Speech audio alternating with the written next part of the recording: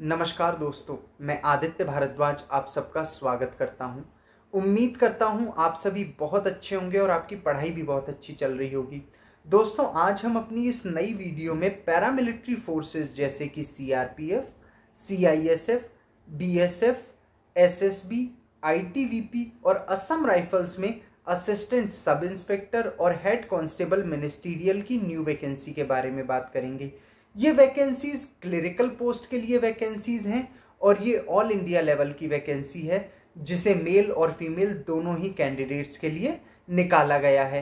इन vacancies का जो selection procedure है उसे कंडक्ट कराने की रिस्पॉन्सिबिलिटी बीएसएफ को दी गई है और टोटल नंबर ऑफ वैकेंसीज जो है वो 1526 है, जो कि एक बहुत अच्छा खासा नंबर आपको यहाँ पे देखने को मिल रहा है। अब अगर हम इन 1526 वैकेंसियों को डिवाइड करें तो असिस्टेंट सब इंस्पेक्टर के लिए बीएसएफ में 17 सीट्स हैं, सीआरपीएफ में 21 सीट्स हैं, आईटीबीपी में 56 सीट्स हैं, सीआईएसएफ में 146 और एसएसबी में 3 सीट्स असिस्टेंट सब इंस्पेक्टर के लिए रखी गई हैं।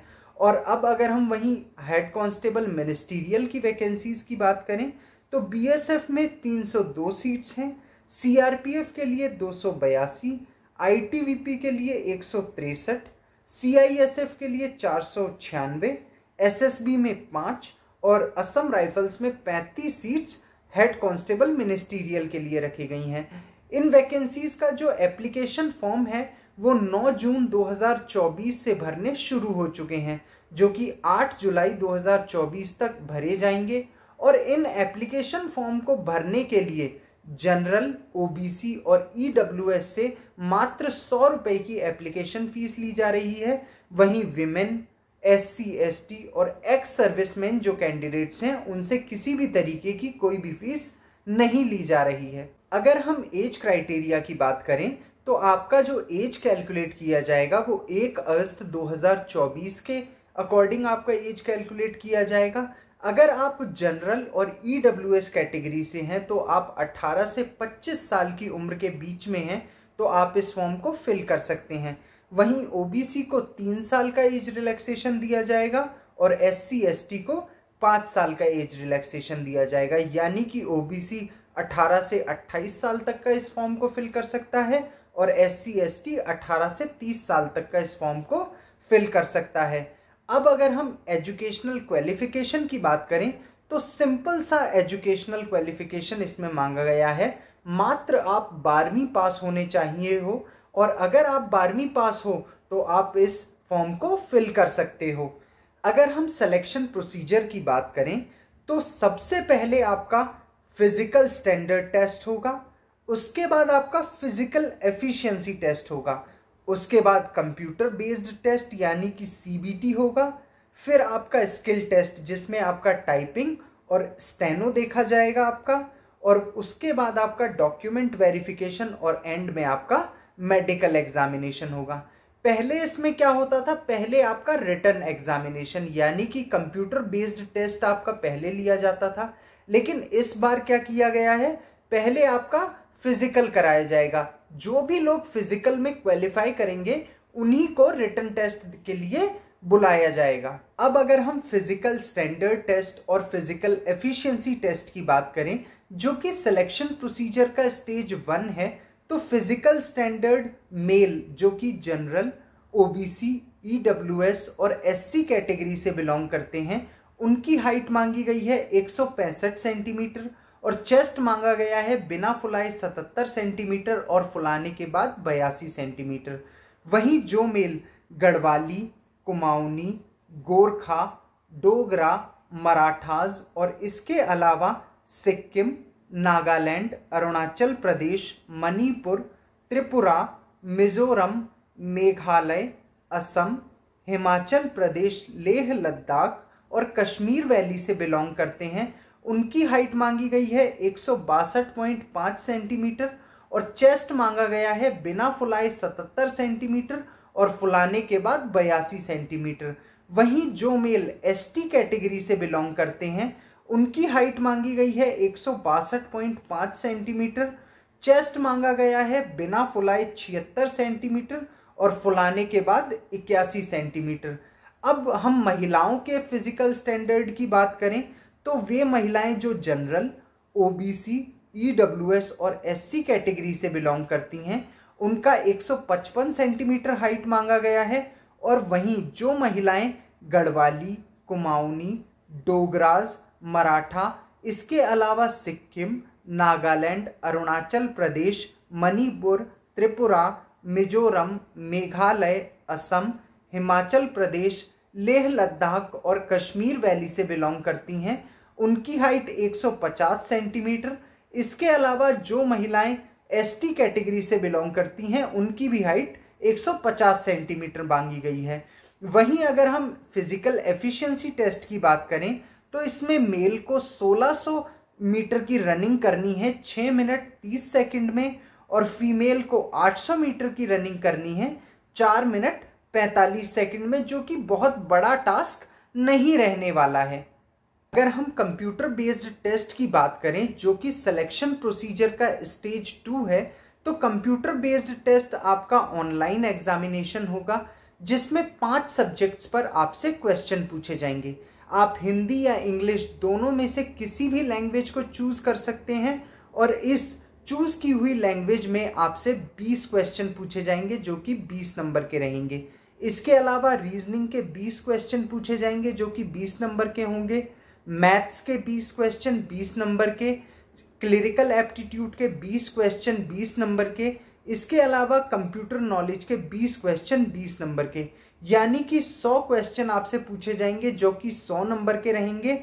और आपको इस एग्जाम को सॉल्व करने के लिए 1 घंटा 40 मिनट का समय दिया जाएगा, जो कि पहले 90 मिनट रहता था, लेकिन अब इस समय को बढ़ाकर 1 घंटा 40 मिनट कर दिया गया है इस एग्जामिनेशन को सॉल्व करने के लिए। अब अगर हम इस कंप्यूटर बेस्ड टेस्ट के सिलेबस की बात करें तो इसमें आपसे इंग्लिश या हिंदी जो भी आप लैंग्वेज चूज करेंगे उसके आपसे क्वेश्चन पूछे जाएंगे। अगर हम इंग्लिश के सिलेबस की बात करें तो इसमें आपसे synonyms and antonyms, miss spelt word, idioms and phrases, one word substitution, sentence improvement, voice, narration, verb, close passage, comprehension reading और spotting the error पर आपसे क्वेश्चन पूछे जाएंगे। वहीं अगर हम हिंदी लैंग्वेज के सिलेबस की बात करें तो इसमें आपसे हिंदी भाषा की सामान्य जानकारी, हिंदी वर्णमाला, तत्सम एवं तद्भव, पर्यायवाची, विलोम शब्द, अनेकार्थी शब्द, वाक्यांशों के स्थान पर एक शब्द, समरूपी भिन्नार्थक शब्द, लिंग, वचन, कारक, सर्वनाम, विशेषण, क्रिया, काल, वाच्य, अव्यय, उपसर्ग, प्रत्यय, संधि, समास, मुहावरे, लोकोक्तियां, अपठित बोध, प्रसिद्ध कवि, लेखक एवं उनकी रचनाएं और हिंदी भाषा के पुरस्कार पर आपसे क्वेश्चंस पूछे जाएंगे। रीजनिंग के सिलेबस की अगर हम बात करें तो रीजनिंग में आपसे एनालॉजी, सिंबॉलिक और न्यूमेरिकल दोनों पर ही आपसे क्वेश्चंस पूछे जाएंगे। Trends, classification, Venn diagram, paper cutting and folding, series, embedded figure, critical thinking, problem solving, emotional intelligence, word building, social intelligence, coding decoding, clock और कैलेंडर पर आपको क्वेश्चंस देखने को मिलेंगे। इसके अलावा मैथ्स में आपसे अर्थमेटिक और एडवांस दोनों ही तरीके का मैथ पूछा जाएगा। अर्थमेटिक मैथ्स की अगर हम बात करें तो इसमें आपसे number series, decimal and fraction, HCF and LCM, average, percentage, CI and SI, ratio and proportion, mixture and allegation, discount, partnership, profit and loss, time and work और टाइम एंड डिस्टेंस पर क्वेश्चंस पूछे जाएंगे। वहीं advance maths में आपसे algebra, trigonometry, geometry, mensuration और statistics पर आपसे क्वेश्चंस पूछे जाएंगे।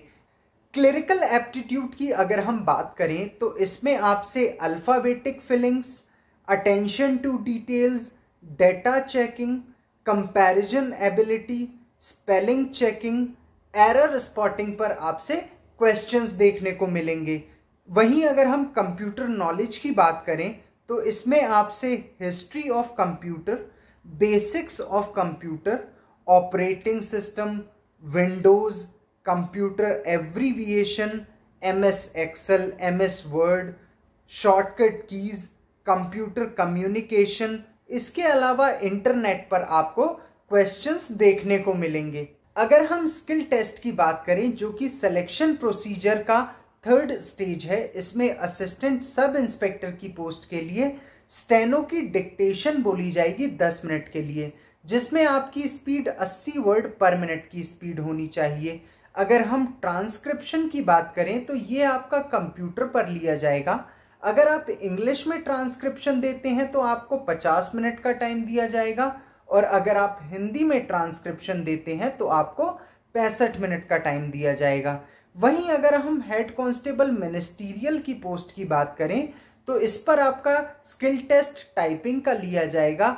अगर आप इंग्लिश में टाइपिंग करते हैं तो आपकी स्पीड 35 वर्ड पर मिनट की होनी चाहिए, और अगर आप हिंदी की टाइपिंग करते हैं तो आपकी स्पीड 30 वर्ड पर मिनट की होनी चाहिए।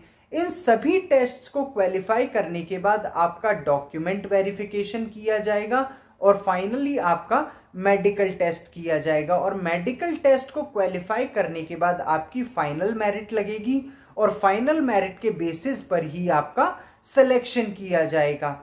अब हम सैलरी की बात कर लेते हैं जो कि मोटिवेशन में एक बहुत बड़ा रोल प्ले करता है। असिस्टेंट सब इंस्पेक्टर की पोस्ट जो है उस पर पे लेवल 5 की पोस्ट है, जिसमें आपको पर मंथ सैलरी आपकी लगभग 55 से 60 हज़ार रुपए के बीच में रहने वाली है। वहीं अगर हम हेड कांस्टेबल की पोस्ट की बात करें तो इस पर आपका पे लेवल 4 रहता है, जिसमें आपकी पर मंथ सैलरी लगभग 45 हज़ार रुपए के अराउंड रहने वाली है। उम्मीद करता हूं इस वीडियो को देखने के बाद इस वैकेंसी से रिलेटेड आपके सभी डाउट्स क्लियर हो गए होंगे, और अगर आपके कुछ डाउट्स पेंडिंग रह जाते हैं तो आप उन्हें हमें कमेंट कर सकते हैं। हम आपके सभी डाउट्स को क्लियर करने में आपकी पूरी हेल्प करेंगे। इस एप्लीकेशन फॉर्म को फिल करने के लिए ऑफिशियल साइट का लिंक आपको वीडियो के डिस्क्रिप्शन में मिल जाएगा। ये वीडियो अगर आपको पसंद आई है तो आप इसे प्लीज़ लाइक कीजिए, शेयर कीजिए और चैनल को सब्सक्राइब कीजिए। थैंक यू सो मच दोस्तों।